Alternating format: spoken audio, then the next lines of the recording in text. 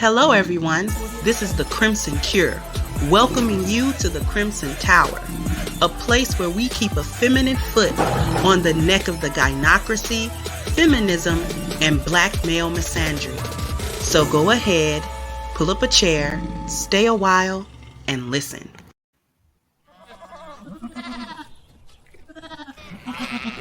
This is A-Game. Fast acting, long lasting, with no side effects. Hello, my Crimsonites, and welcome to the Crimson Cure channel. I am, of course, your host, the Crimson Cure. And as usual, we're just going to jump into the topic.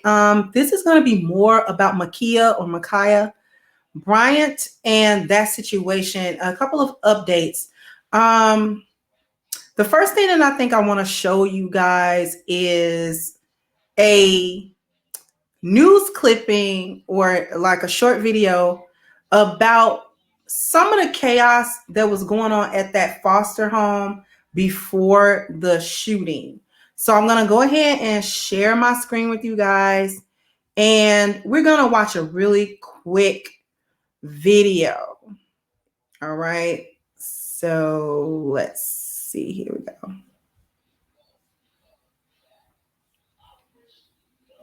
More about Ma'Khia Bryant. She was in foster care and had only been living at the house on Legion Lane for 5 months. As 10 TV's Lacey Crisp explains, Ma'Khia's sister told police she was having a hard time at the house. We are learning that Tuesday was not the first time Columbus police were called to that house on Legion Lane. But I want to leave this foster home. What's that? I want to leave this foster home. That 911 caller is Ma'Khia Bryant, Ma'Khia Bryant's 15-year-old sister who lived at the same foster home. She called police on March 28th. She told dispatchers she's lived there for over a year. What's going on? Why do you want to leave? Right now, I want to be there no more. According to the report, the officers told Ma'Khia they do not set up new placement. Quote, the victim then became irate and stated that if she does not get to leave, then she was going to kill someone in the home, end quote. She was then transported to Children's Hospital for psychological evaluation. That call about a fight comes less than a month before the fight in the front yard of the home on Legion Lane, where Jania's sister, Ma'Khia Bryant, can be seen with a knife going after two different women. Columbus police officer Nicholas Reardon responded and shot and killed Ma'Khia. Ma'Khia's mom, Paula, tells me Jania was there on Tuesday. Since November, there have been 7 911 calls from the house. On November 8th, 2020, the foster mom called because a 13-year-old ran away from the house. The child returned on the 11th. On December 9th, 2020, the foster mom called because her 10-year-old foster son was knocking things off the Christmas tree and yelling. A few hours later that day, she called back and asked officers to come back and remove the child and take him to Children's outpatient. March 28th of this year is when Jania called for a fight. On April 8th this year, the foster mom called because a 13-year-old foster child ran away and then returned. On April 15th, the foster mom called because someone shot a gun inside her neighbor's home. On April 17th, the foster mom called because a car was hit by a bullet. And we reached out to Franklin County Children's Services. They told us they cannot comment. In Columbus, Lacey Crisp, 10 TV News. Okay. So you all listened to that. And there are several things wrong with this whole situation. First of all, Ma'Khia and her biological sister, Jania, were in the same foster home. Ma'Khia was there for 5 months, according to that clip, and her sister had been there for more than a year. It was her sister that was calling saying that she was going to kill somebody if she didn't get removed from the home. But you also saw a myriad of calls from the foster mother herself, constantly calling the police because of things that are going on inside of the home with the foster children, things that are going on in her neighbor's home, things that are going on outside of the home, and all of these sorts of things. And what you come to understand is that it is a complete circus over there. And when you take a look at the body cam footage again, you see as the police officer is coming up, Ma'Khia has already fought and has pushed the girl on the ground, one of the women, girl, whatever, on the ground. The girl in the pink at that moment that the police officer pulled up wasn't even fighting. She was standing by the car. Ma'Khia went after her with that knife. Okay. So the narrative that, she was just an innocent, young, like the police just rolled up on a 5-year-old with a lollipop, we're not going to play that game. That girl in the pink wasn't even fighting at the moment that the police officer's body cam is on and he shows him pulling up and getting out of the car. The girl in the pink is just standing by the car.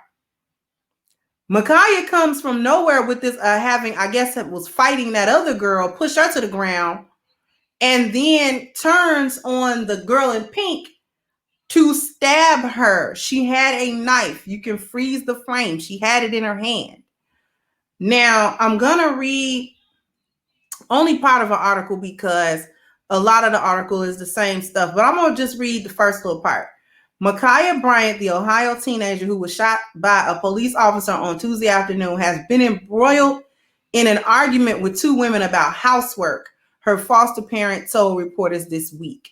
Ma'Khia was seen in a police body cam video lunging at another woman with a knife before an approaching officer fired his service weapon and killed the 16-year-old outside the Columbus home. Angela Moore, who's the foster mother, told CNN that two of her former foster children had returned to celebrate her birthday when an argument with Bryant about the state of the house and an unmade bed quickly became violent. It was over keeping the house clean, she told the network. The older one told them to clean up the house because mom doesn't like the house dirty, so that's how it all started. They argue all the time, but I never thought it would escalate like that. Moore learned of Bryant's death when one of the young women who was seen in the footage wearing the pink outfit called her in a panic to tell her what had happened. Moore told the network that Bryant was a fun teenager who enjoyed dancing and cooking while in her care. Since her death, videos the teen had uploaded to TikTok, including one of her showing her hair routine as she dances to a Bryson Tiller song, have gone viral. This never should have happened. She's a loving girl. Her mother, Paula Bryant, told local stations on Tuesday, I'm very upset. I'm hurt. I want answers. Ma'am, you got to look in the mirror. The mother needs to look in the mirror for answers because this is on you. This is on the mom.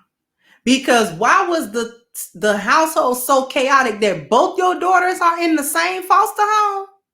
And then let's back it up. If the two girls that Ma'Khia was fighting were former foster children of that woman, you're coming into the house, and I bet you anything, since this foster mother is such a snitch, that she put those girls up to going in there to tell Ma'Khia about keeping the house clean, because she obviously, the foster mother, doesn't have any control over anything that's going on in the foster home. See, with foster kids, you can't whoop them and stuff like that. You can't really discipline them too tough because DCFS would be all over you. Okay, all the kid got to do is say you did something to them and then you're in trouble. All right, because they're going to believe the child. So you probably had them to go in there because you didn't have enough control over the situation to actually have authority over what those foster children were doing in the house, to go in there and try to reprimand her. What you didn't count on was just how volatile Ma'Khia actually was. Because I bet you anything that knife was from the house.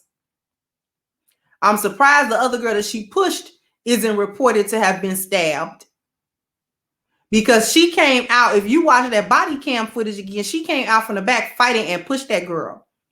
The girl in the pink was not fighting at that moment. I don't know if she ever was before the cop showed up or whatever, but at that moment, that girl in the pink was not fighting her. She wasn't fighting anybody. They weren't even arguing. And Ma'Khia turns around with the knife in hand and get ready to stab this girl. So the breakdown again happens in the mother's home because you don't keep any of your children under any type of control. They wild. Calling the police, her sister Janiyah calls the police and starts getting irate because they don't do foster home replacements. Okay? And then here's another thing to think about. The foster mother and Janiyah, and probably Ma'Khia, we don't know, were calling the police literally like calling their father, literally like calling a parent to come and save them. This young girl, Janiyah, kept calling the police to come save her. An outside force, a force hired by the state. They really do see Zaddy as a Zaddy. And so did the foster mother. She kept calling the police. Somebody let off a gun in the neighbor house. It was a bullet in the car. Like, you nosy and trifling. And you a snitch. Every other day she was on the horn with the police about something. So are you kidding me? To literally, these black women were literally calling the police like a child would call their parents whenever they were in trouble, or whenever they needed something, or whenever they needed to be saved or something. Calling them for protection, calling them for provisions. I need to be removed out of this home and placed in another home. That's asking for provisions. These are the things that I need everybody to think about. I'm not even going to touch whether or not the cop was right or wrong. Listen, they put her in that position and she put herself in that position. You don't get to act like a wild animal and then not get treated like a wild animal. And here's another thing that I'm going to say before I cut this off.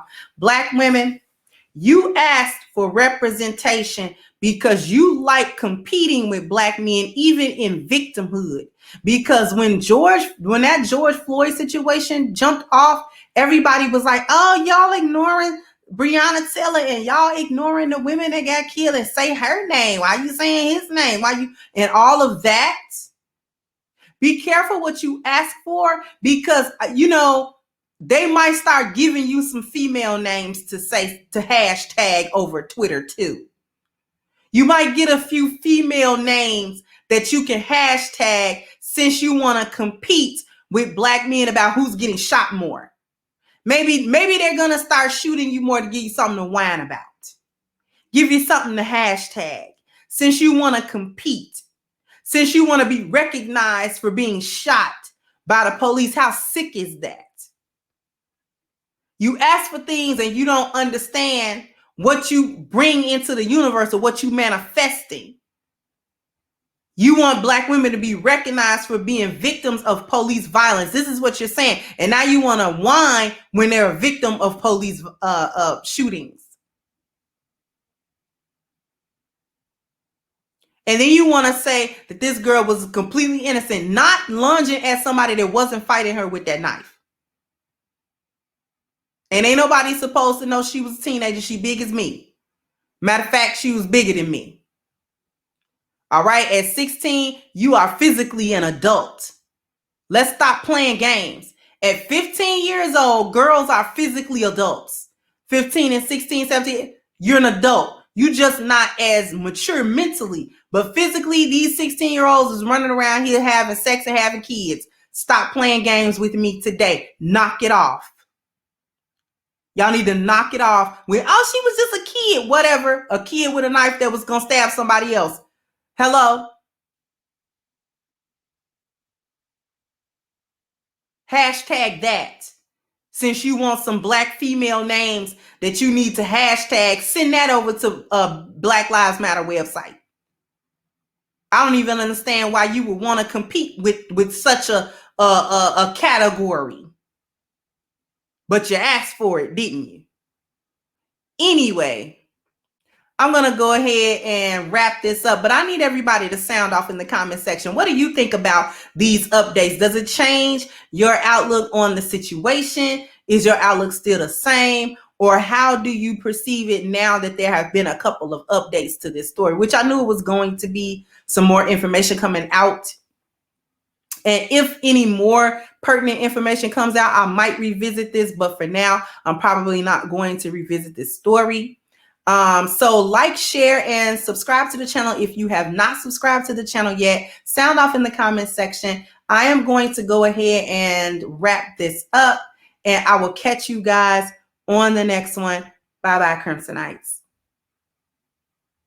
Hey guys, please like, share, and subscribe to the channel and hit the notification bell. And if you've got more to say on the topic, leave a comment down below.